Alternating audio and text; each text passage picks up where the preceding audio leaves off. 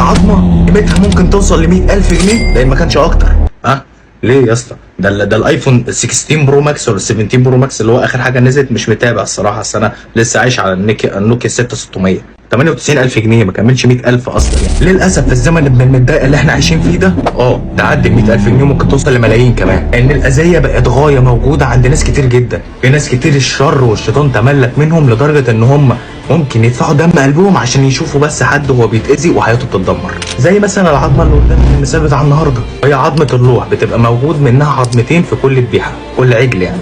ممكن الدجالين يدفعوا دم قلبهم او يبعتوا الناس اللي عايزين يعملوا والعياذ بالله اعمال. اهي العظمه دي بقى بيستخدموها عشان يعملوا والعياذ بالله اعمال سفليه، بوقف الحياه او المرض او حتى الاذيه، او حتى لو حد بيذبح عند جزار لازم تطلب منه انه يكسر العظمه دي قدام عينك، لان بمجرد تكسيرها مفعولها بيروح، وبتبقى زيها زي اي حته عظمه عاديه ملهاش قيمه.